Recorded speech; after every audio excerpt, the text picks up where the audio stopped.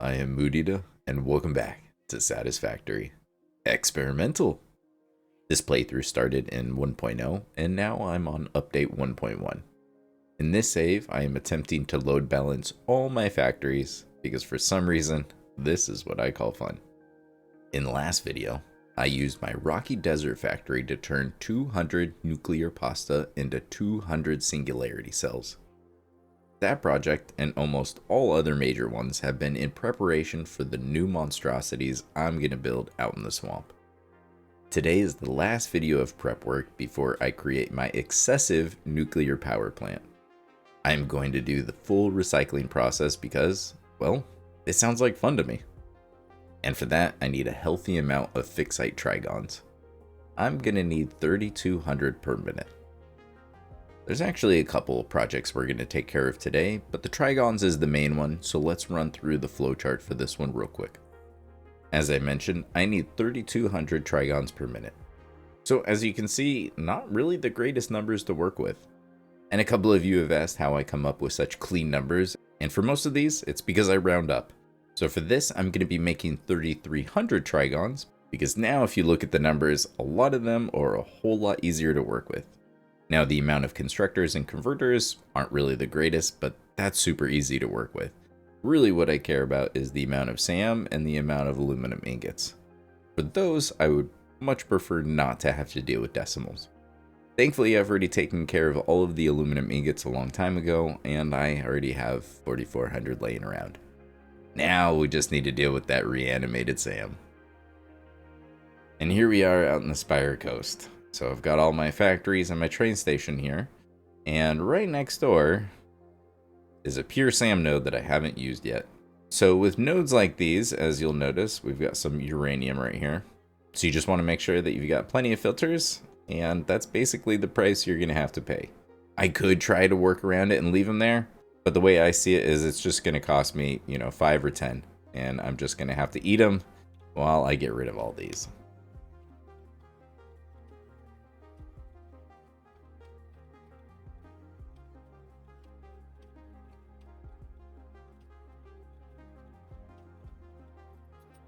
And now the area is clear, and it only cost me 6 filters.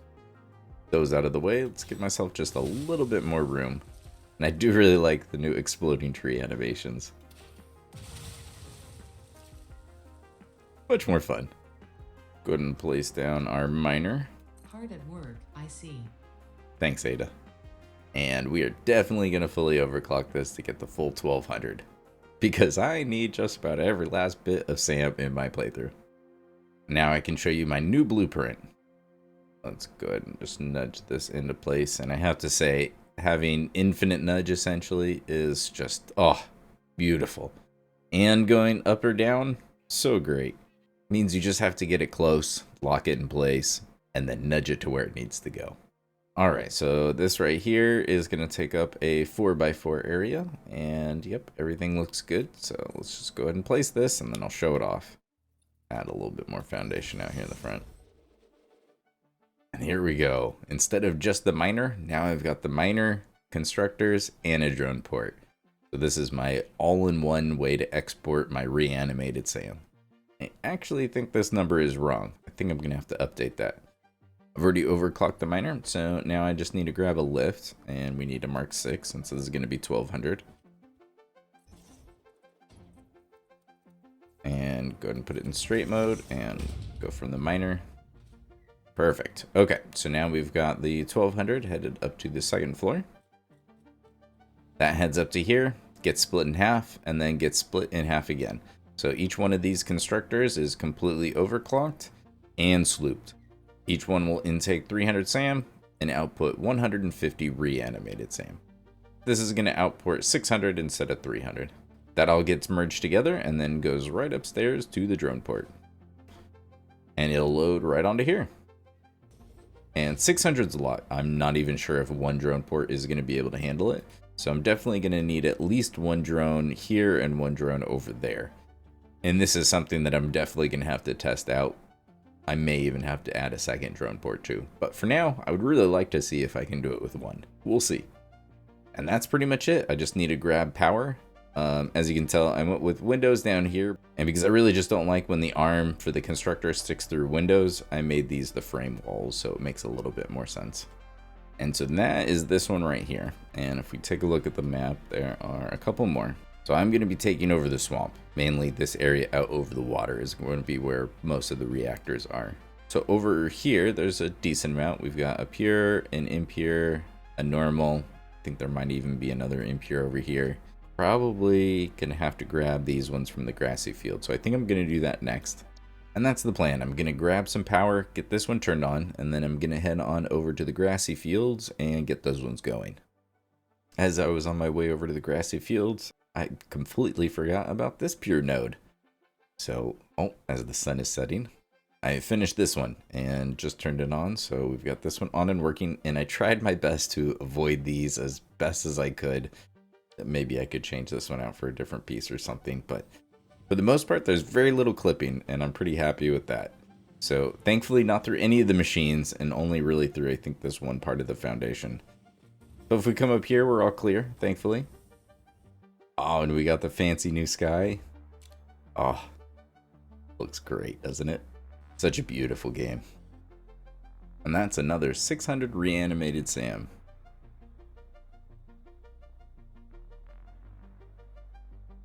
The temporary power plant is still working like a charm. I'll be honest, I really thought that I was going to see some fluctuations doing my 600 pipe like this, and somehow it's actually stayed full, and everything's on at 100%. I'm not going to ask any questions. I'll just take it. But I'm out here because there's some more SAM, so let me show you what I did. So this one right here, this is fine. I kind of wish I dressed it up a little bit more, maybe put it on top of something instead of just like this, but for now I just kept this one really simple. So this SAM right here is actually coming from down below. So the same trick that I used to get the SAM and the quartz out of this cave, I'm using to get it out of this one right here. So this right here is only an impure node, so it's only grabbing 150. And there we have it. Real simple setup miner into the constructor that's overclocked and slooped, and then up into the ceiling, and then I just kind of have it covered with the foundations and the walls. If I ever thought I would come back, I may spend a little bit more time dressing it up, but I honestly can't see why I would come back in here unless there's something wrong. So we're just going to keep it simple.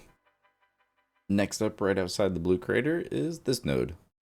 So I was able to just use the blueprint and then just delete a whole bunch of them because this is an impure and I only need one constructor.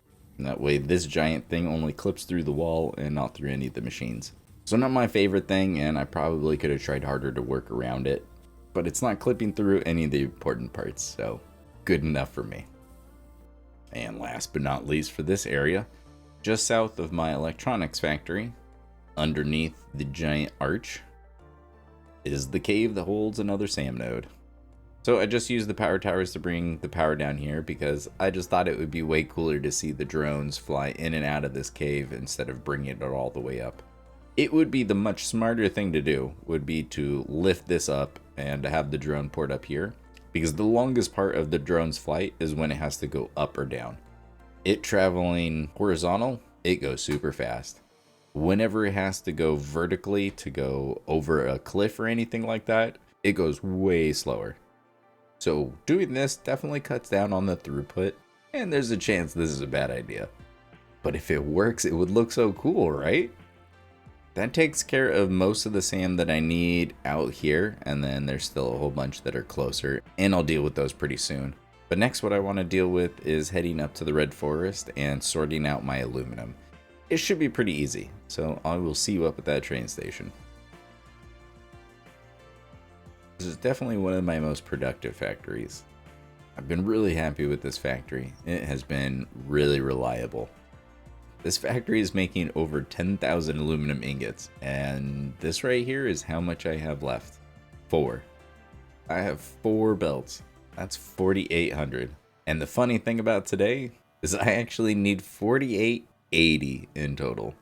Going from here to here really isn't too far of a trip. It's definitely long enough that trying to transport 1,200 per freight car is just not going to work. So I'm going to split each one of these up into 2 freight cars, so they'll each be doing 600. That's really easy. And then this right here, I have a remaining 110 left over other than that. So I'm probably just going to readjust this load balancer, which is where that 110 is coming from, and steal an extra 80 off of that, and then that'll just have its own car to keep the numbers easy. You know, I just realized this isn't actually the last project that needs aluminum. Well, sucks to be future Moo, huh? And there it goes. As you can see, this is kind of the lone one. It definitely doesn't need a Mark 6 right here. These other 4 lifts are the full 1200 belts that I had, and splitting them in half, so 600 into each one of these freight platforms. Just ran these right along the ceiling, and just utilized the smart splitter, so if anything were to happen, that way overflow will still go into these sinks, and that way nothing ever gets shut down for this factory. There's a couple things: aluminum, plastic, rubber. Most of those productions just run a whole lot smoother if you have a failsafe, and they just never have a chance to back up and shut off. And instead of working this out, 80 out of the 110 just didn't look like fun. I just basically worked on the existing load balancer that I already had. If I had left myself more signs, probably would have made things a little bit easier on myself, but you know, I was able to figure out where each thing was going. So it really wasn't too hard. Like this right here, I already knew that I was rebalancing this, and this was 50 and this was 250. And so I just needed to take the other line and get 30 over here. Send that over here, split up the rest. And now I just have a whole whopping 30 being sunk.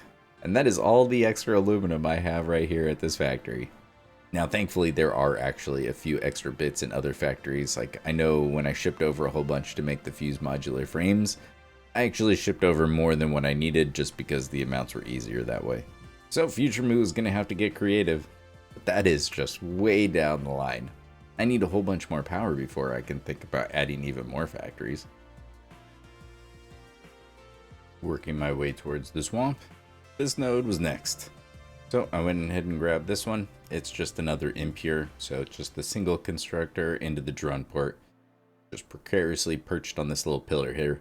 But thankfully, I was already grabbing that bauxite node, so just one power tower away. So powering this one was pretty easy. And for the last one, it's just right next to my train line. I haven't powered this one on. I still haven't quite decided how I'm going to do it. I may honestly just run a power line underneath the train right here all the way over, just because it's right next to that, and that would be nice and clean and out of the way. But this one's just another impure node, so I just needed the one constructor. Here we are, back in the swamp. So right now it just has my train station and my initial aluminum factory. So this is making, I think, 1500 or 1800 or something around there. And then that's making petroleum coke. For this, and some of it's going towards circuit boards. But oh boy, is this area going to get busier. Right now, the aluminum ingots are just being sunk underneath, just making sure I have good throughput, and that's so far looking good. Okay, so this is where I have to give you a little bit of a sneak peek behind the curtain. I don't go through this very often, but I've explained it before. The way I do these pretty long episodes is very similar to a lot of the other big YouTubers, where I essentially play the game, I create a whole bunch of save points, and then when I'm ready to sit down and record, I'll basically just go through them and then recreate the building steps that I need to show you how I did it. So up until this point, I was actually on 1.0. So if you've been wondering how in the world I'm flying around in experimental, it's because for whatever reason, if the game was saved and you were using fly, whether it be the advanced game settings or a mod, when you reload that save in experimental, even though none of my mods work and they're all turned off, the game will allow me to fly until my feet hit the ground. Basically, once I disengage fly, I can no longer fly unless I wanted to reload that save. And that's why up until this point I've been able to use fly, but that is about to go away because this right here is where I switched over from 1.0 to 1.1. So from now on, unfortunately, I'm going to be going back to the jetpack and the hoverpack. So you're going to have to deal with my little hands at the bottom of the screen. So before I destroy the swamp and build the next factory, I'm going to head back to my main factory and unlock all the new stuff that came out with 1.1. Home sweet home. I am really glad that I was able to build the hub just like right in front of the waterfall. Now I'm just gonna have to find some new stuff to dress up this area. See what kind of new things we unlocked. I ran around my factory and realized I don't actually have an awesome shop placed anywhere. I've actually had an extra 125 tickets sitting in my dimensional depot this whole time. I have so many coupons in this world. But that should be plenty enough to buy everything new. Let's go through it. So I was scrolling through this and I haven't really seen anybody else talk about this, but you can buy hard drives? Like, obviously I don't need to, and finding them really is pretty easy. I'm just curious as to why. Like 100 coupons is a lot. So I feel like that's fair, and you just don't want to go hunting to find that last one or something like that. But is there going to be a future use for these that you may actually like need them for something? I don't know. It's just such an interesting addition in my opinion. I'm just curious if there's more behind it. All right, so this, I have been wanting these for so long. And this I've always thought would be really cool. This I just felt was obvious, I guess. This was just like kind of like more like wishful thinking, and I'm so happy this is here. All right, that's it for management. Gotta get some cool basic shelf units. No new customizers, or foundations, or walls. Oh, but the architecture. It's really hard to pick a favorite, but this may be like my favorite new addition. Any more pieces like this, I am just so happy with. Okay, cool, so that gives me the concrete one too. Ventilation bundle. This is just so cool. I'm really glad they added this. And no, there shouldn't be anything that I'd want in here or here. We can make pretty much everything. 30, not too shabby. I could probably spend just all day doing more decorating and finding ways to incorporate the new build pieces that they gave us. But I don't want to get too distracted. I have a new factory to build.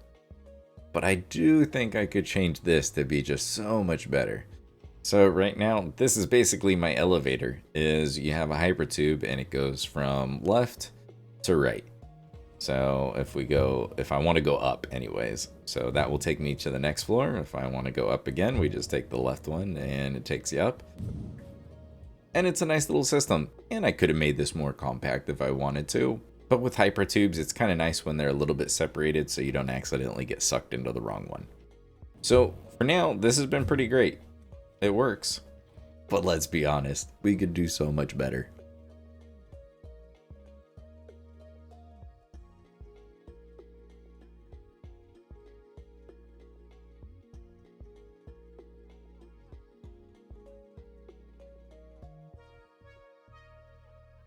And here's one of the cool new features of 1.1, the new photo mode. So if I bring up the settings, you just have to switch it from the camera mode from first person to decoupled, and then you can move around the camera. And then you can mess around with the zoom, the roll. I'm not creative enough to make cool pictures with that. And then the aperture, you can kind of mess with the zoom, so you can make things a little bit more blurry in the background.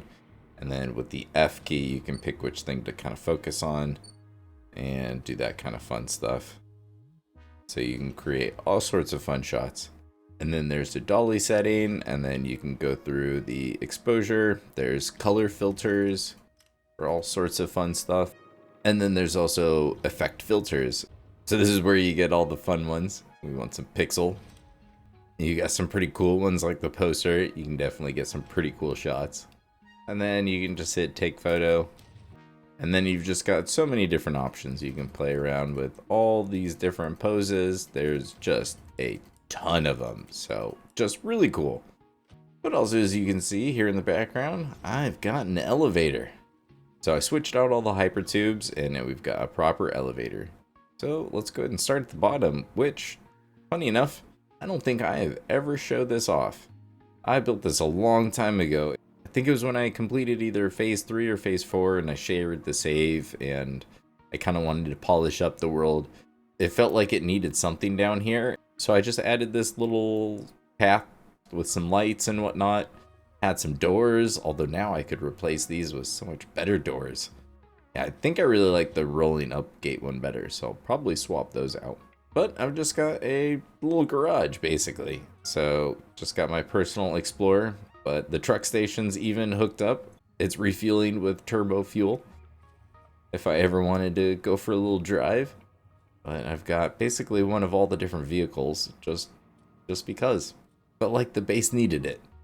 And then back through here, you can get through the whole mess of the logistics area that I have underneath. Although I guess from right here, you can't see too much until I get a little bit higher. But most of the craziness is just above this.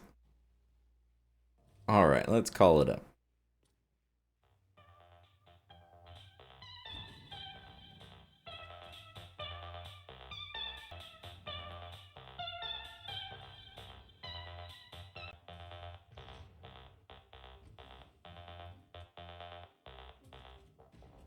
I absolutely love the elevator music. I think that's just such a cool touch. So I do have a couple more frame windows, apparently. Ooh, yes, it is. Now I can't fall out of there. So I still got some touching up to do, but really, I love this. I love the elevator so much. I think it's just such a cool addition.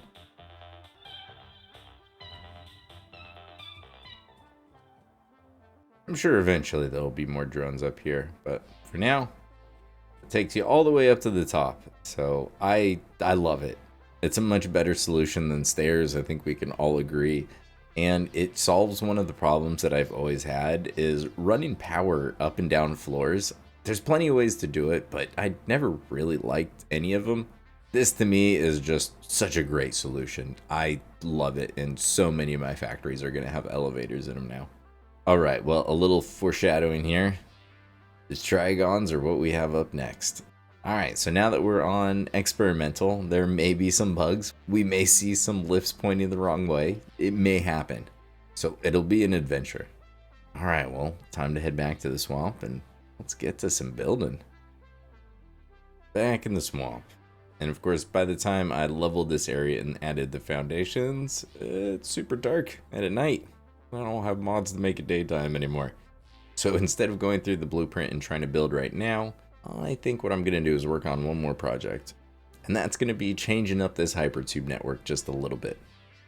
In 1.1, we now have a hypertube junction, which is just a Y, and by using the E key, you can decide which direction you want to go. And then you have a hypertube branch, which will let you either pick either direction going one way, or just kind of merge two of them together going the other direction. So I kind of want to see if I can play around with these and make this system a little bit better. Mainly this section right here. Right now the way that it works is there's two hypertubes. So from the train station I can pick to go either to the aluminum factory, which would be this one, or I can pick the other one and it'll take me all the way to the petroleum coke. So I want to simplify things, so I only have one hypertube coming from the train station, but still keep the functionality the same so that I can go to all three. I'm down to one hypertube.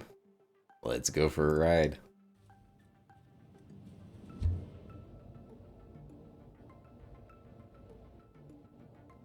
Alright, so with E, okay, there we go. Nice. Very cool.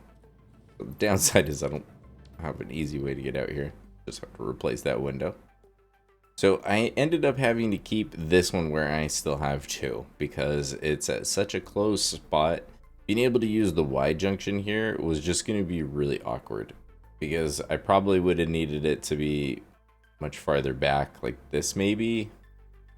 So maybe I could have got it to work, but the other problem would have been you would have come out of it right here and you would have had basically just no time to select which direction you wanted to go. So it just didn't really seem practical. So instead I just used two branches. So coming from this direction, you can choose to either go straight or go into the factory. And then from inside the factory, you just decide whether you want to go to the coke plant or the train station. And with the way the branches work is you don't have an option. That is just going to take you along that way and there you go. And same with this one. You're just going to merge onto this and it's going to continue on that way. So I think it came out pretty well. And honestly, I really like these. I can't wait to see what other people come up with because there's people that use these way more than I do and are way more creative with hypertubes. But with these two new things, it gives you a lot more options. I still would really like to see a speed boost module, so you don't have to use the entrances and whatnot. Even if I have to power them, I would just really like them to be their own little dedicated thing instead of having to kind of create them with the entrances like you do now. But besides that, I think they're in a great space. I think hypertubes are excellent for traveling within a biome. I think if you want to travel biome to biome or from one side of the map to the other, then you're looking at either the hypertube cannons or trains and whatnot are pretty good at that. But this sure does give you a lot more options. I really like it. Well done, Coffee Stain. Now to the main event. Let's look at the blueprint I've come up with. Alright, so as a quick reminder, here's the flowchart. So I needed 2200 reanimated SAM. It didn't take me 8800 SAM because I'm slooping it. So that only took me 4,400. Bean, what are you doing, my dude? But I'm shipping in the reanimated SAM, so I don't need to worry about that. I just need to take that and the aluminum ingots I'm bringing in from the train, turn those into the ingots, and then in constructors, turn those into Trigons.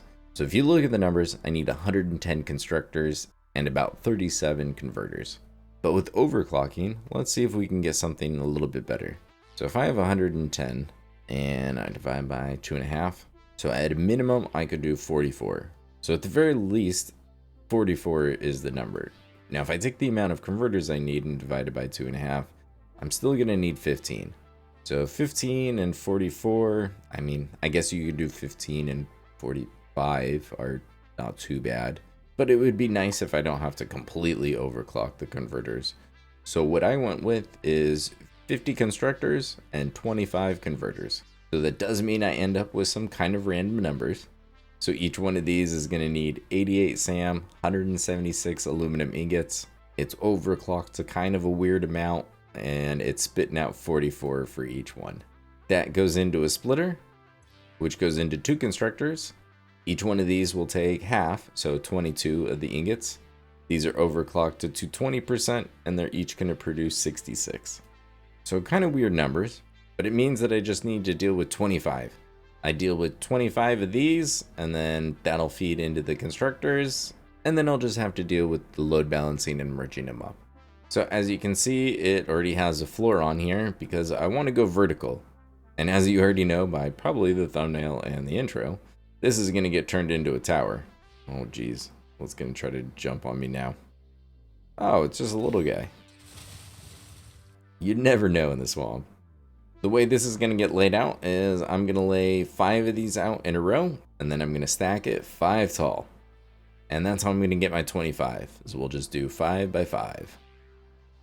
Alright, and I actually have 2 different versions, and the only difference is where the lift is.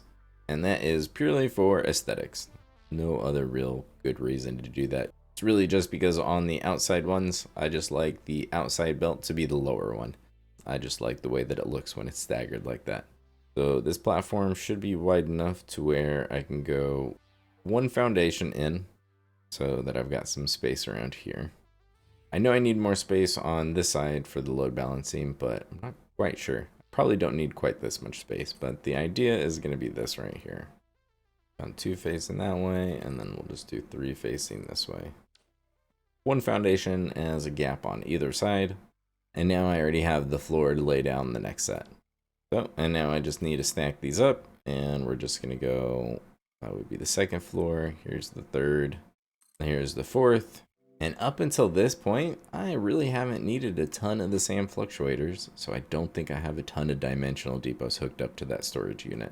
And I'm thinking right about now would be a good time to take a train ride back to the home base and fix that. Because that's how tall it is. But I need a few more, and it's going to take a while for that to reload. But so far, it's a good start. Just about everything has at least 2 dimensional depots now. And there's a whole lot that have 3. So things like automated miners and fuel and fabric definitely are never going to need more than 1 dimensional depot, but it's sure nice to have it all available. And now I can build tons of those converters at once. No more waiting around for me. And we are back in the swamp, and I went and filled in the rest of the tower, and course, I had to add an elevator. So I realized it looks like the floors are at really weird spots, and I guess that's fair, they kind of are. But these should be in a good spot for where I want to lay out kind of the internal part of the factory. But next, I want to deal with at least a little bit of the belt work. So let's just go ahead and start up here at the top. And you know what, if we power on the elevator, that would probably make this a little bit easier for now. So I'm going to have to clean this up a little bit. I'm sure some of you think I'm crazy for picking 25 and 50 for numbers to work with, but I promise it's really not too bad. And it's because each floor is going to be a 5-way split, and then I just have to split up the total amount between the 5 floors. I've done these a few times, and I even have a dedicated video on the 5-way split, but just to run through it real quickly. To do the bottom set, we're going to place one splitter there, and it's going to take care of these 3. And then we're going to need one more splitter, and that's going to go right in the dead center. So it's going to line up with the very middle one. And then from here, we're going to place one on this side. And then it's going to be rotated to the side. So the side input is going to take care of that one. It's going to go here. The forward facing one is going to go to that one. This splitter, whatever reason, straight mode does not like the 90-degree close turns anymore. Not really sure why, but that's okay. Put it in default and it still works just fine. And then I just need a merger. And because I've got plenty of space, I'm just going to set it out here. So this is going to go all the way back to the merger. And now I can plug my initial amount into either one of these inputs. And the way this works is you're evenly dividing this by 6 because you need everything to be even. And then that 6th one is getting recycled and looping back into the merger. And so you're only using 5, and this will cap out at 120% of the amount that you plug in. And now for the second level, I just do the same thing, but just shifted up 2 meters and 4 meters to the side. Now for this one, I'm going to have to replace the lift so that it's actually connected. But other than that, you basically just do everything else exactly the same. The smart thing to do is check the numbers ahead of time so that you don't put all Mark 1 belts and realize that none of these can be Mark 1 belts. So the way I usually do it is the higher speed one is the one on the bottom. So if each one of these need 176, that means all of these first belts are Mark 3. It also means this one that's looping back needs to be Mark 3. 176 times 3 is 528, so that's what this needs to hold. So that needs to be a Mark 5 on both of those. And 2 of those belts together needs 1056. So that one needs to be a Mark 6. And now we can double check it. So let's see if that math works out. I need 4400. Each floor is going to get 880 then. So if we plug in 180, that means this belt should max out at 1056. Perfect time for it to get dark. So I am going to finish the rest of that belt work. I just need to do a 5-way split on each of these floors. And then I'm going to have to figure out how to get those initial amounts into here. And then of course I need to actually load balance those into the 5 floors, but one step at a time. So let me work on this and then we'll go through the next part. Alright, just as the day is ending, let me show you this real quick and then we'll fast forward again. So we've got the 5-way split for both of them set up, just like I showed. So this one needs to be Mark 6, but the top belt is actually half. So if we look at the machine, so thankfully it tells you pretty easily, 2 to 4 makes 1. So thankfully I needed half as much of the reanimated SAM, so those could be a lesser belt. And this is how all 5 floors are laid out right now. And as far as merging all of them together, that's going to be a little bit interesting. So we'll just put that off for a little bit later. What I want to do now is go back up to the top. So right now this is the roof, but what I want to do is add basically a logistics floor, and I don't think I need it to be too tall, but I don't want it to be too short either, just in case. So I think I'll probably go maybe 3 foundations. And then I'm just going to lay out a bunch more 1 meter foundations, and up here is where all of my drone ports are going to be. That's going to bring in all of the reanimated SAM for this. This right here will give me the space to reload balance, since I'm going to have everything coming in just different amounts, either 150, 300, or 600.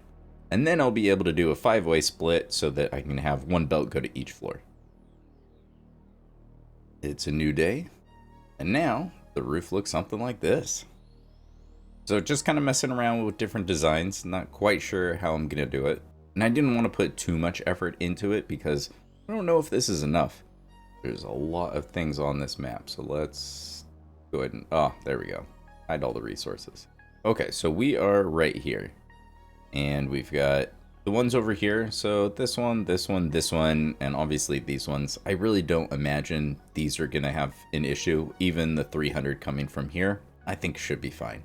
The only ones I'm really worried about are the 600 because it's coming from up here and over here. And that just might be too far, even with 2 drones going back and forth to handle. So I definitely want to get these up and running just so I can test it out and see what the throughput looks like. So the way this one's going to work is, let's go ahead and change this one. This one's going to be red. So this one is going to be bringing in all of the fuel that is going to then fuel all of the rest of the drone ports. And because you can type in just a ridiculously long name here, like I could make this even longer if I wanted. You can make these pretty descriptive if you want. So this one is going to be bringing in the Reanimated SAM, and this is going to be paired up to 600, and then I think one is going to be A and the other one's going to be B. So I just need to go around and rename them all, set them up to the right drones, and then I'm just going to set up a couple of syncs, and we're going to see what the throughput looks like on all of these. Alright, so they've been running for a little bit now, and I can confidently say this is not enough. So the way I laid out the rest of these is I went ahead and grouped up 2 of the 150s. Because honestly, the impures are pretty much all the closest ones, and so one drone can transport that much just fine, and so I can have 2 drones dropping off to the same port. So in total, I have 300 coming out of this one. Same thing with this one. 2 of the impures are dropping off to the same one. And then this is the normal node. And then the 2 pure nodes. And unfortunately, these are the ones that just aren't cutting it. So it's a little bit confusing when you use multiple drones. I think that the incoming transfer rate just, it's not accurate, unfortunately. Like there are times where it's spot on and it'll say 300. And then there are other times where it just is less or more. It's a little bit confusing to me. Or maybe it is right and I need to go double check those things. So I am going to do that, and I'm also going to extend this and I'm going to add some more drone ports. So this is the new curve build mode that you can use for belts, and it looks cool, but I'll be honest, just really kind of prefer the straight mode. I'm sure there are places where you can make this look really cool. I am just not that good at doing stuff like that. Alright, so I am going to extend this, I guess basically just 3 more foundations. I actually might go 1 more because I kind of liked having the 1 foundation as a gap over there, so I might do the same thing and just bring this out 4. And then I'm just going to add 1 more drone port to either side, and then what I'm going to do is I'm going to split up the 2 pure nodes because I think everything else seems to be fine. So each pure node is going to get split into 2 drone ports, so I need an extra one over here, and then I'm going to have to go over to each of the pure nodes and expand their roof so I can add a 2nd drone port, and then I just need to put a splitter there. Thankfully, this is all pretty easy to fix, and the reason why I wanted to get this tested early before I get too far into designing all of the walls and the rest of the tower, kind of wanted to make sure I had the right number of drone ports. Alright, so I've been working on the drones, and I'll show that off in a second, but I think I've narrowed down one of my issues. So one of the reasons I downloaded the Pak Utility Mod was for Fly, and it was because I was having issues with the hover pack. And it's just kind of hard to narrow it down and duplicate all the time, but I think I finally figured it out. And it's when I switch from being connected to like my train lines, which carry my main power grid, to any of these other factories, when the hover pack switches over to this, it's then on the other side of that priority power switch, and that basically shuts all the machines off for just a split second. It doesn't take long, but even at night we should be able to tell because the Mark 6 belt is nice and bright. Let me see if I can duplicate this.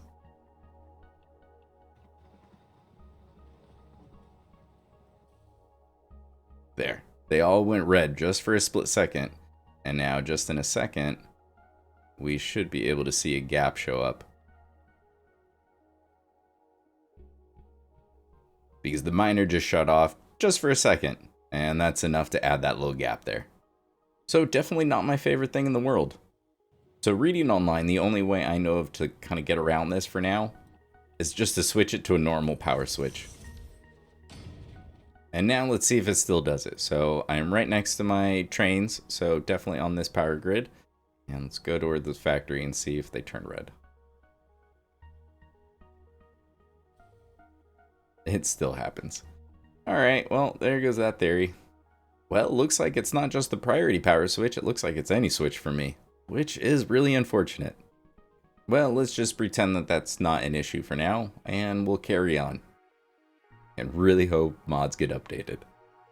And here is the new roof. So we've got 8 drone ports. One is obviously just doing fuel, so it doesn't go back and forth all that often. Even with all of these drones here, the fuel for drone is actually pretty similar for all of them, I think. 2.28. Oh, these ones are even less. These ones are nice and close, so only 1.7, 1.7. So even though there are 2 drones paired up to every single one of these, so 7 drone ports, so that's 14 drones that are being fueled out of here. This one gets refueled when it goes and gets more fuel.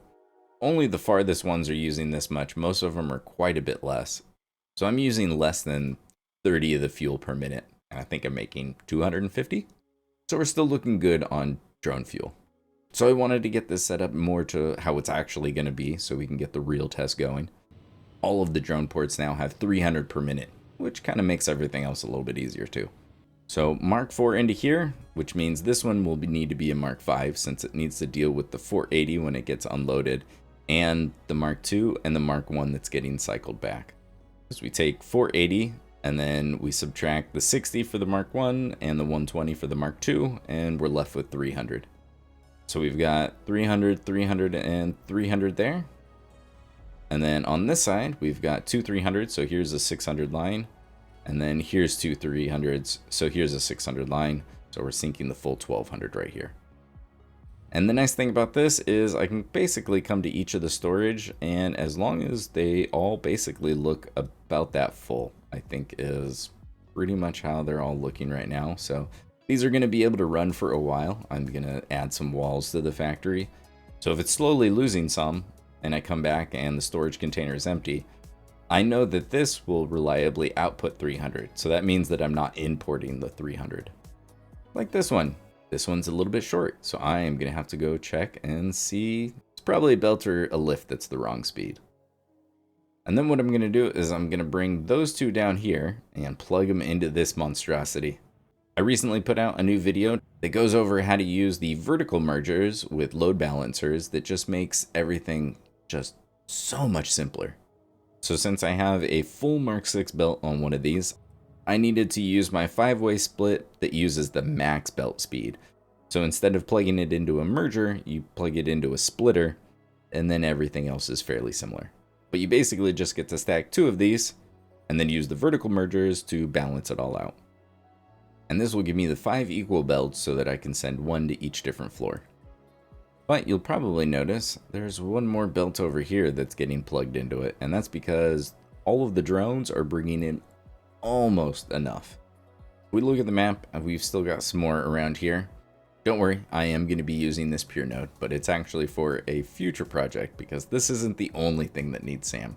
This normal node right here, I thought I would be able to use a drone, even though it's not too far away. I thought bringing everything else by drone, it would just be easiest. Unfortunately, this one is in a cave. So there's just the real basic setup there, and then I'm just going to belt that one in. So that one's going to come over here, and then it's going to go all the way up. It's going to have 300, so I'm just going to split it all 3 ways so that I can get the 100 that I was missing.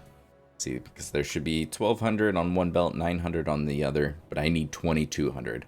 So this will give me my missing 100, and then the 200 will just go out and along here, and then eventually I'll drop that down, and then it will actually get merged up with that pure node that's over here, and it'll head off into the rest of the factory for a future project. And here's the load balancing for the aluminum. Just using the bigger container because these are coming by train, and it's a lot easier when you can use both of the inputs. The trick is you just don't want these to ever get completely full. Then the part that gets cycled back ends up having a bit of an issue and you try to send too much. The easiest thing is just to make sure it doesn't get too full. And I built this on top of a geothermal because I didn't realize that I had paved over it. Whoops. So we've got 12, 24, here's 3600. And so with the last bit, I just did some real simple load balancing. We just have the 1200 going into a splitter. So this is 4, 4, and 400. And here's the 800 that I need. Because in total, I need 4400 for this. I'm in that awkward spot where I keep switching in between the train tracks, which are right above me, and then also the power poles. So every once in a while, you'll see an aluminum shoot by. The sink just turns off for a split second, and then 1 or 2 ingots get sent over into the factory early. It's not the end of the world, but it is definitely one of my least favorite bugs I've come across. And all 4 belts plug into my 4 to 5 load balancer. Just like the 2 to 5 over there, I just did the same thing, just twice as tall because we need twice as much. And then I'll have 5 equal belts, and those will head on into the factory. So I just went ahead and used the same belt bus that I already had, and then they're going to plug in here.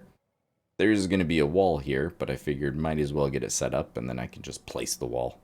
So I'm just trying to take advantage of the new conveyor wall holes, which are just so cool. I love these things. So glad they're finally in the game.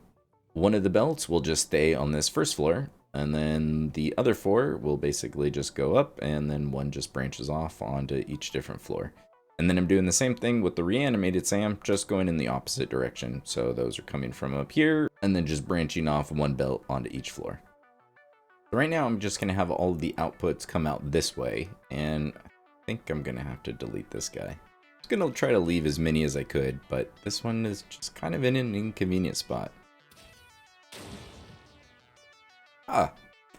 That's right. So every once in a while you run into things that won't get blown up by the explosive Nobelisk, but the explosive rebar, excuse me, but just the normal Nobelisk can still blow them up. And the other thing that I've realized after belting all of these up, so I group up 5 of them, and then I split it in half so that one half goes to here, and then I send it down, group it up with the merger, and it just flows all the way down. But then I remembered that I'm making 3200 for this, which means I'm trying to put 1600 on each of these belts. And that is just not going to work. So I kind of need to redo all of the merging. So probably do it in 4 belts of 800 instead of 2 belts. So it is a little bit easier to work with nice even numbers. I could do it on 3, but then it's an awkward number. 4 belts of 800 sound good. And then I'm going to do my usual and spend too much time doing some decorating. Let me get to work fixing this last bit of the mergers and the finishing touches on the designs of the factory. We'll take a little tour and we'll get this thing started. And then we'll move on to the next project. The throughput on the drones is looking good. Let's take a little tour. So I added some floodlights up here because I thought that would be a cool touch. Highlight some of the drone ports, and over here it kind of highlights right where you get off the elevator. Maybe I should add some railing so you don't just fall off the roof. We'll have to revisit that idea. We'll jump in the elevator and take a look at the floors in just a second, but right now there's the logistics floor. So I wanted to keep it relatively simple. I didn't want it to be any part that, kind of draws attention. And so just added some of the large fans, and I think there's 3 on each side. And of course, I just made these blueprints. So we've just got 2 sides. They are real simple. I'm just using big concrete pillars and then using the new shelf beams. So I thought that would be a cool way to break things up. So I have those running down each side. And then just a couple of the full frame windows. And then just this one right here, because that's where the ceiling clips in. And it looks funny if you don't have, I just delete this and this. So I didn't really like that look. So I'd much rather have the 1 meter to kind of cover up the foundation edge. And this is why the elevators were lifted up so high, is I wanted my walkway to come out at that level, and that way you can still look down at all of the things moving around. And to help break it up so it's not just one giant flat side, I decided to use ramps, and then inverted ramps, and then in the middle there's just a whole bunch of portrait signs. And that's pretty much it. So stacked up, you can usually only see a couple of them because they're so far set back in the ramps. So it kind of gives that cool effect. You can never really see all of them at the same time.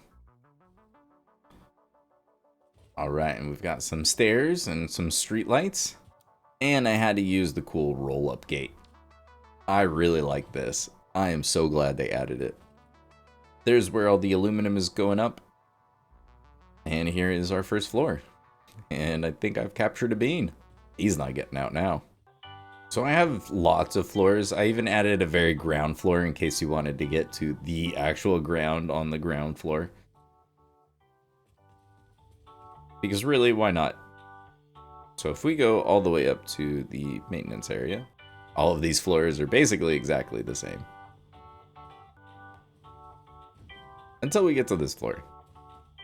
So this is where the drone logistics is happening, like I showed off before. So we've just got our simple 2 to 5 way split. So I decided to just turn the miner on early. Since it's coming a decent distance and the belt's kind of slow, it was easier to get this up and running now. So to get this all started, I'm going to just delete that sink. But yeah, that's basically what the tower looks like. All right, so to get this started, let's go ahead and we can just delete this now. All right, so I have it set up so I can just delete the smart splitter and then it'll just reconnect the belt and send it on its way. And then I'm gonna go ahead and delete these other sinks. Actually, I can just highlight them all at once, can't I? Just gonna need to connect some lifts here. And then I'll use the priority power switch to turn off the sinks for the aluminum and get those sent into the factory. All right, let's start the stopwatch.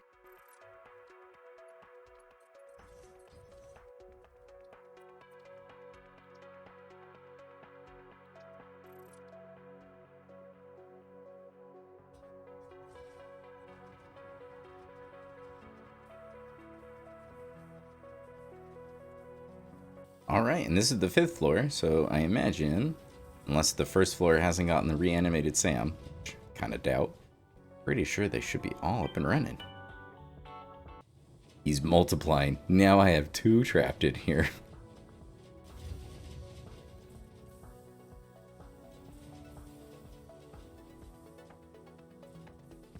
Yeah, things are looking good. Alright, let's go outside and double check our numbers. Throughput counter is just so cool. So I guess we'll just stagger these. Just need to let him finish calibrating. See where we're at.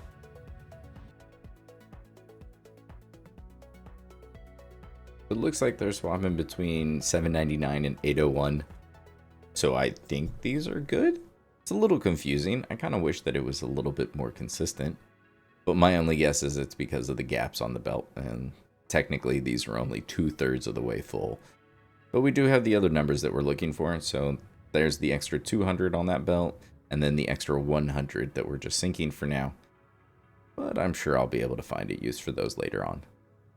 But as long as we're just getting 799 to 801, I think it's pretty safe to say that this is on at 100%. This is just going to run, basically, until I need them, so I'll be able to double check every once in a while and make sure that the machines themselves are all reading 100%, because I think that's going to be the easiest way to make sure. All in all, pretty simplistic factory. You only have 2 inputs, and you go from the converter into 2 constructors. All in all, really easy to lay out. It was just kind of the scale, which was the tricky part, but it all came together pretty well, and I'm really happy with the way this tower came out.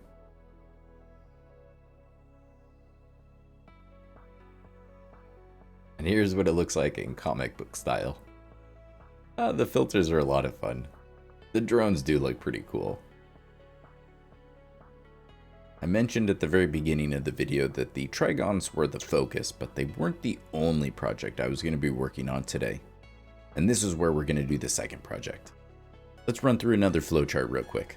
But the other thing I want to take care of right here is Quickwire, iron plates, and rotors. I only need 1500 Quickwire, and I have a pure Caterium node nearby. I can take 600 ore and water, turn it into 300 ingots, and then from there, just use the base recipe and turn that into the 1500 Quickwire. Since Caterium is one of the more rare nodes, I'm actually just going to use the entire pure node, and I'm just going to have an extra 300 Caterium ingots that then I can ship off by train or drone later on. For the iron plates and the rotors, I can make the entire thing with just iron ore and not involve anything else. So I'm just going to do that. Thankfully, iron is not something I think I'm going to run out in my world, so I'm just going to use the default smelting recipe instead of using more water and refineries. And then I'll just need to do a little bit of load balancing to get the iron ingots into the right places. All in all, this should be another pretty simple factory to build. And this is basically just going to be a slight logistics floor.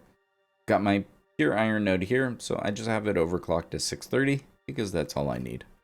And then I've got 2 sets of water extractors. Each one of these is completely overclocked, and I'm probably going to end up separating it because I think the way the machines are going to be grouped up, I could just do full 300 pipes. And that just means I won't need to combine it and then resplit it up later on. I much prefer to do it this way. So thankfully, I already have some blueprints that'll do pure Caterium. I just need 2 blueprints, but I basically have them all set up to be load balanced in sets of 5. Normally, you would need 50 refineries, but if I overclock all of them, I can bring that down to only needing 20. So I'm just going to do 2 rows of 10 refineries to deal with all the Caterium. Since the Caterium is the one that needs water, I'd rather deal with that first, and then I'll do the iron on top of it. Here we go. This is a better setup. That way I can just use the Mark 1 pipes, and they tend to work really well even if they're completely full. And I just have those piped up here, so if we take a look, we've got the 10 refineries. So I just used this real quick to find out where the center point was. That's just going to get deleted. This is where the initial Caterium ore is going to come in, and then we split it in half. 600 will go this way, 600 will go this way, and then both of those end up getting split in half. So this will go into a 5-way split, and then 5-way here, and there you go. And then as far as the outputs go, I don't actually need these to be Mark 6. I can just use these as Mark 5. Now that I think about it, I'm probably going to switch this around, because I'd rather have these come out this way, because they'll probably either go to the train station, or maybe I'll just add a drone port. And I guess in that case, they could go wherever. But I'm just going to switch them both to come out this way. But actually, on this side, I have a different idea. Let me show you before it gets too dark here in the swamp. So one of the cool things I realized... Thanks, Ada. They build all the time. If I take a constructor, making the default Quickwire recipe, and I completely overclock it, its input will be 30, output 150. The refineries doing the pure Caterium recipe will output 30 Caterium ingots. So since I need the exact same number of constructors that I do refineries, I can basically just line up these just in a row. So the color picker, by default, I think it's clicking down on your middle mouse wheel, will copy an item, and it'll copy, whatever you pick, whether it be a foundation or a power tower, anything like that, right? In the past, it would just grab that same item, nothing else would stay the same. Now, in 1.1, just fantastic quality of life improvement. I absolutely love it. So if I change this to be copper, and I color pick this one is now also copper. So it'll now pick both the item and the color, which is just fantastic. These are making Quickwire. Definitely want them to be Caterium. But the even better part is it'll copy the recipe and the clock setting. Oh, just thank you, Coffee Stain. I absolutely love these kind of quality of life changes. So this way I don't have to merge all 300 ingots together and then reload balance them and doing more 5-way splits across the 10 constructors. We can just do a direct feed one to the other. Nice and simple. So I'm going to finish up the rest of this floor, and then I'm probably going to go up. I don't know if I need to go up quite that high.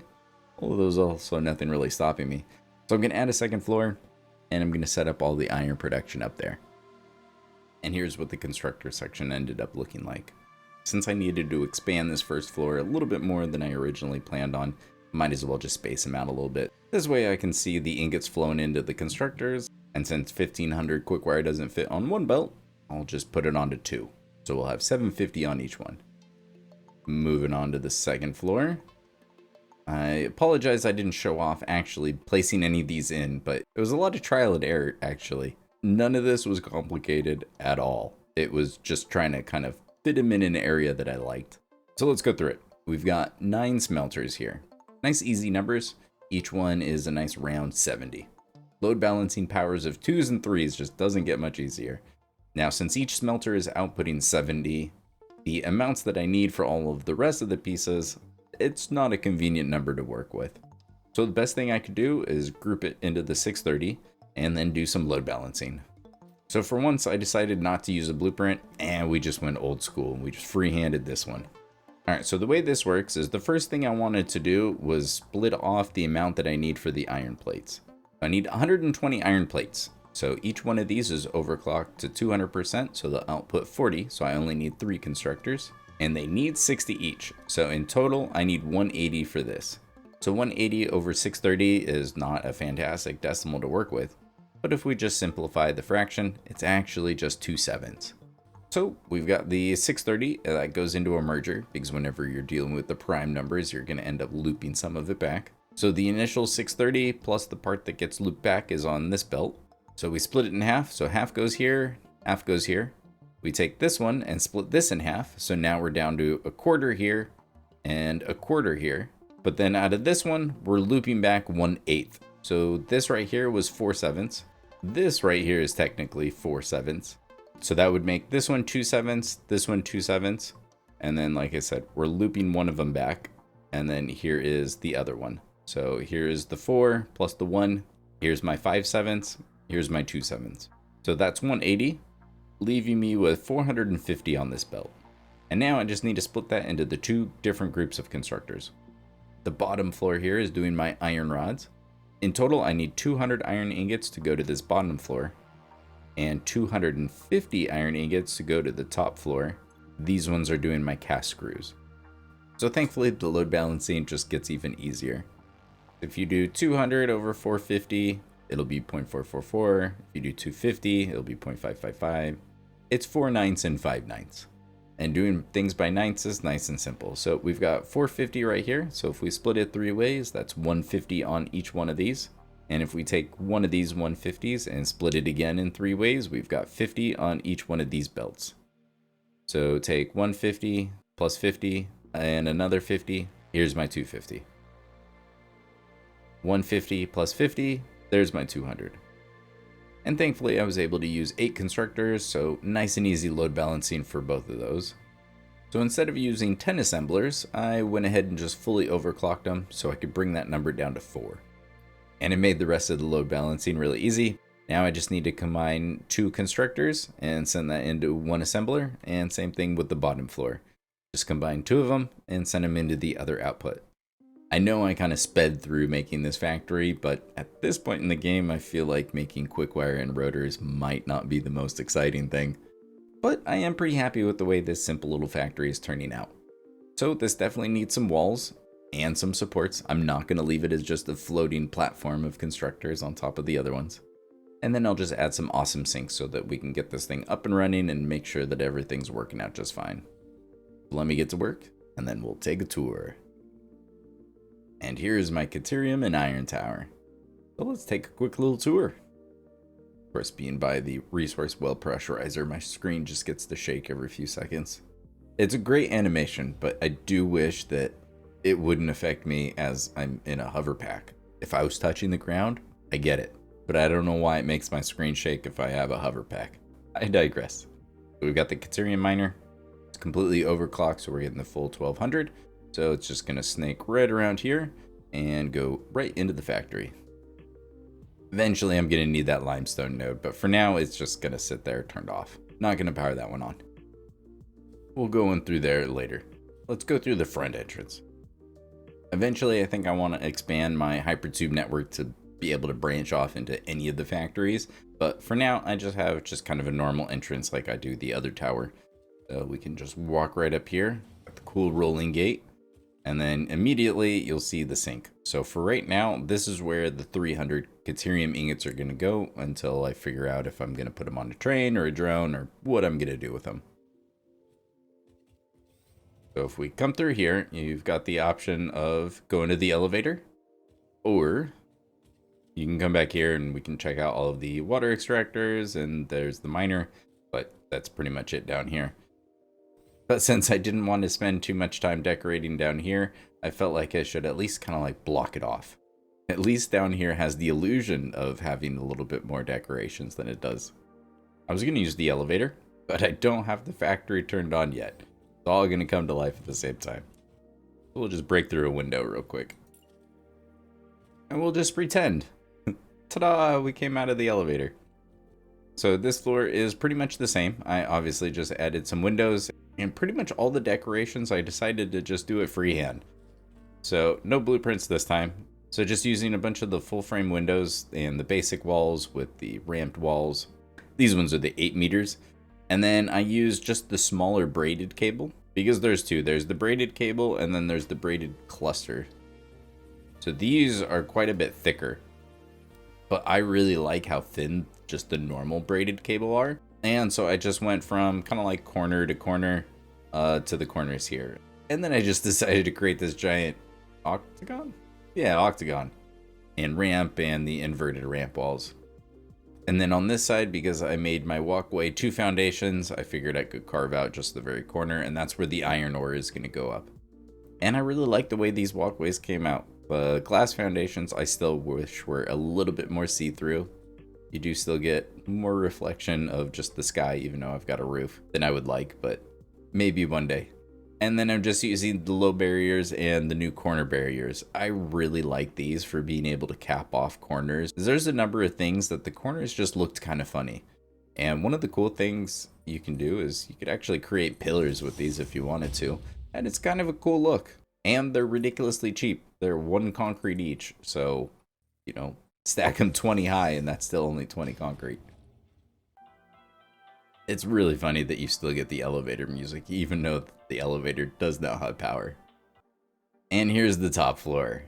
So instead of this being a floating platform, this is actually the part that's level with the rest of the floor, and everything else is sunken down below.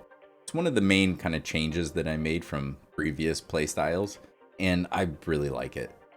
Another really good option is to kind of go the opposite, where instead of building all of the belts on the floor, you lift them up so that you can actually walk around on the factory floor. And I think that's another really good option. I personally just like to be able to look down and see everything moving around. So everything else up here pretty much stayed the same. I just used more of the shelf beams to make it feel more supported. And then same thing with down here. I just used some big frame pillars to just give it that little extra support. And then up at the top, it's a little hard to see, especially because it's getting dark. I just took the painted beam and ran it across and then rolled the scroll wheel, I think 3 clicks, so you get it at a 45-degree angle. And then I put the lights on the side that's kind of facing down. So instead of being just completely flat, they're angled down a little bit. And I like the way that that came out. I found another use for the vertical merger, which I thought was pretty cool. It ended up being just the perfect spacing to be able to do this. So if you ended up spacing a whole bunch of them 2 meters apart, you could do like a cool little waterfall. Although there's probably better ways to do it. But for now, this works out great because I have no idea where they're actually going in the future. And now that it's nighttime in Swamp, I'm going to go ahead and wait for a new day, and then we'll get this thing started.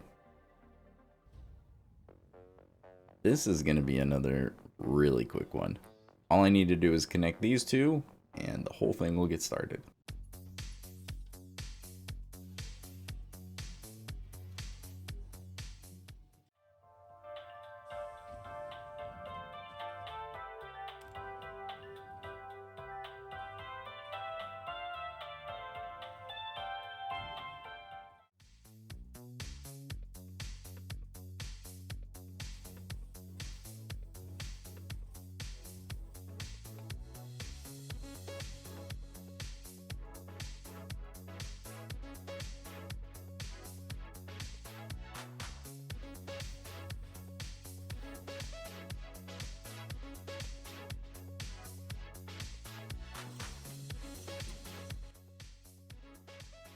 Alright, and those are the numbers that I wanted to see.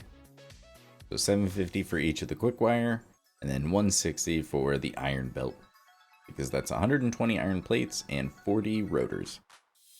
And not too shabby. For some reason I completely forgot to show off this part of the design. So I didn't need this floor to be nearly as big as the floor with the refineries, so I decided to just kind of shrink it a little bit on this side. And we've got a little balcony, I guess, over here. And so the iron plates and the rotors just come along just a little bit, and then they just drop down through the corner of that floor and then down into the basement where they get merged together.